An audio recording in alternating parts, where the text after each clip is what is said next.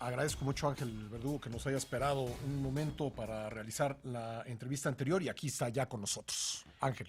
Muy buenos días, Pascal. Buenos días a quienes nos escuchen en este momento.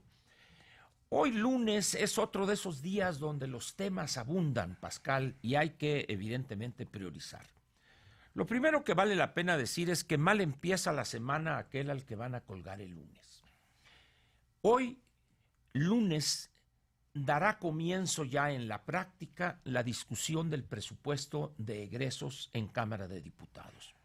Los plantones proyectados de personas del sector agropecuario, de universidades y de esto y del otro y del otro y del otro, configuran una semana muy difícil, Pascal, porque el viernes 15 es el límite constitucional para tener aprobado el decreto de presupuesto de egresos de la Federación.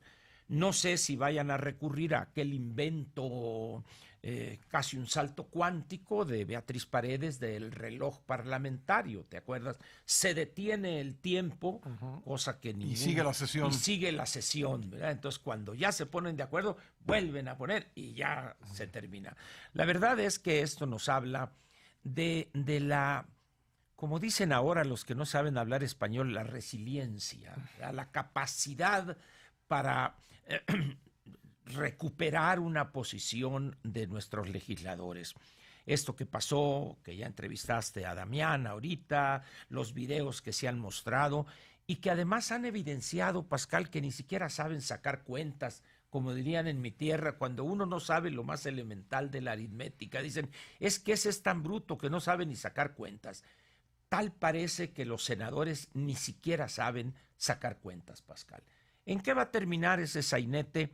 No sé, Pascal, pero el hecho es que está clara la jugada para controlar a la Comisión Nacional de Derechos Humanos y ya hay una iniciativa de ley para también controlar el Instituto Nacional Electoral. Todo esto nos lleva a la situación de Bolivia, Pascal. Estamos a miles de kilómetros de separación geográfica, pero en lo que se refiere al afán de perpetuarse en el poder o una persona o un grupo cercanísimo a esa persona, elimina esa separación para generar situaciones que valdría la pena que tomáramos en cuenta. Me sorprende a mí cómo hoy no poco se rasgan las vestiduras ante un golpe de Estado. Y hay un argumento que da alguien cuando dice, bueno, el ejército le dice... presunto golpe de Estado. Digo, porque además desde el punto de vista jurídico, cuando lee uno los artículos pertinentes a esto, encuentra que está medio difuso, ¿no? En todo caso sería un presunto golpe de Estado, porque... Sí, porque a ver, si toma posesión de la presidencia interina un civil, un legislador, que está constitucionalmente señalado sí, en la línea, en la prelación, sí, que sería la vicepresidente del Senado, Yarín Áñez. Ajá, correcto. Si ella convoca elecciones en 90 días máximo, como dice el artículo Constitución 170 boliviana de la Constitución, si se realizan esas elecciones y si el Y se le triunfador entrega, toma posesión, pues ¿cuál golpe de ¿Cuál Estado? golpe de Estado? ¿No? Dice O sería uno, un ¿no? golpe de Estado atípico, ¿no? Atípico, Sí.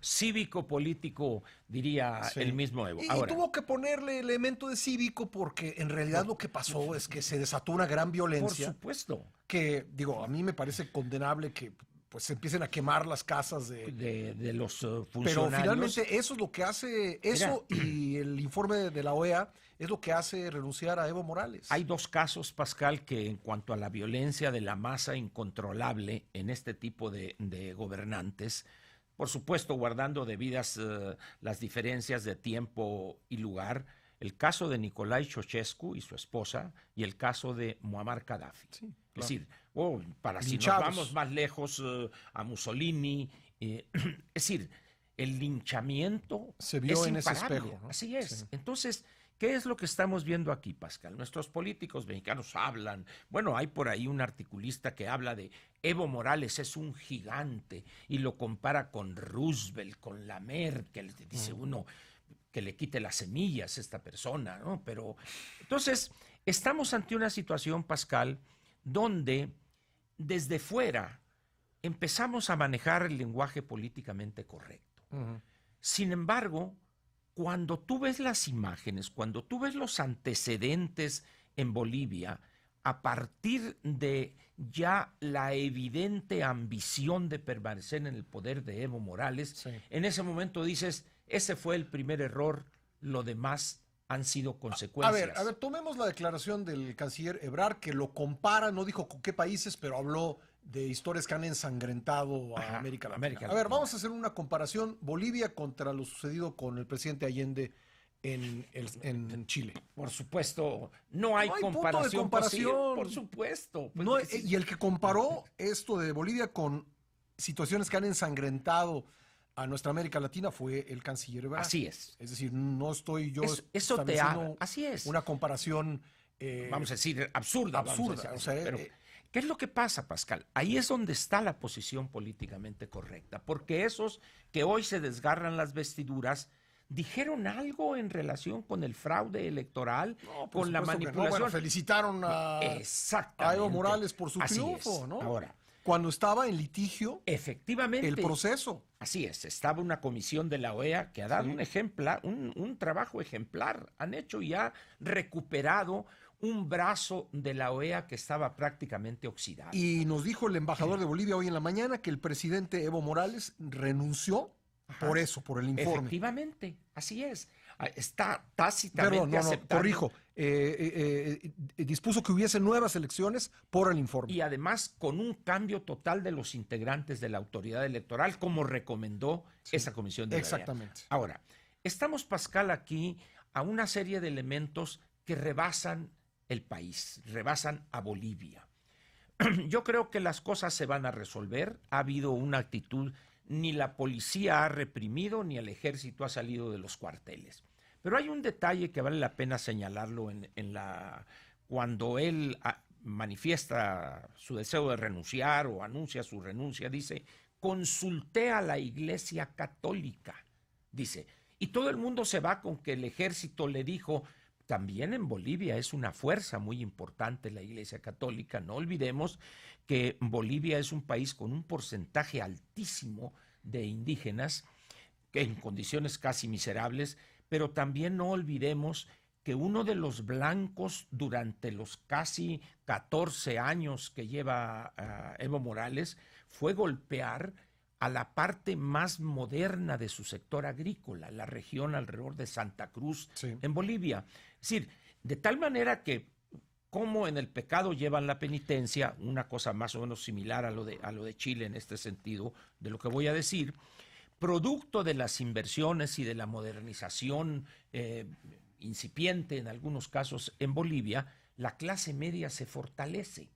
Y esa clase media no es indígena, Pascal, es esa parte minoritaria, vamos a decir, blanca o no sé cómo llamarlo, mestiza, en Bolivia, y que de repente ve que este hombre que llenó y generó una situación, hay que decirlo desde el punto de vista racial, negativa desde un principio, que llenó su gabinete de personajes cercanos a él, indígenas, y eso generó un fermento contrario a su gobernación.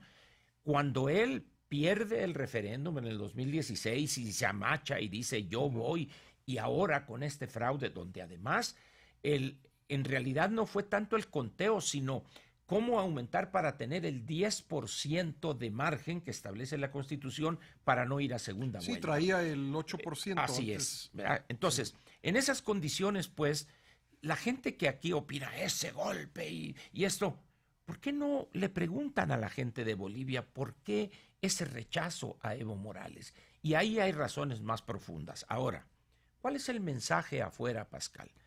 Están preocupados porque seguirá Venezuela, seguirá Nicaragua.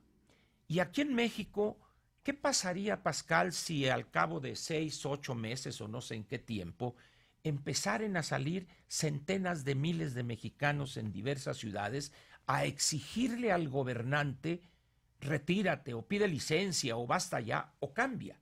Con estos intentos de controlar organismos autónomos, con estos intentos de poner al frente de esos organismos a incondicionales, ¿Qué acaso espera la clase política?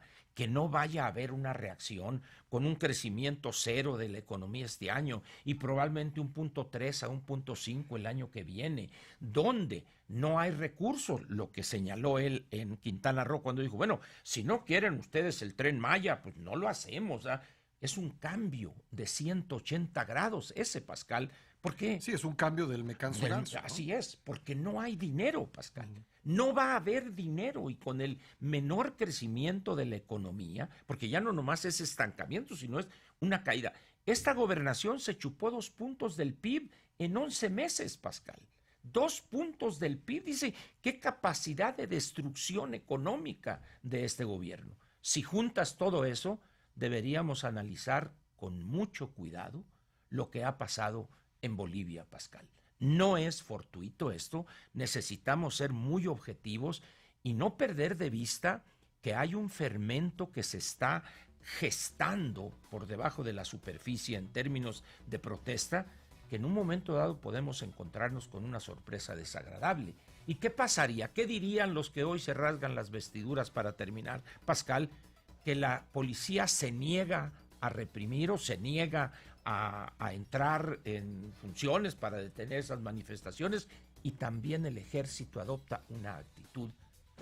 Cuarteles, yo no reprimo al pueblo. ¿Qué pasaría en ese momento? Es decir, en eso deberíamos estar pensando, Pascal, para exigir una rectificación a la gobernación, porque la gente podría salir y gritaría, ya basta, no más, o alguna consigna. Recordemos, pues, que Pinochet pierde aquel referéndum con una palabra tan sencilla como esta: no. Esa fue la consigna que unió por encima de partidos a millones de chilenos. Y Pinochet entendió el no. El no. Así es. Gracias, Mañana. Gracias.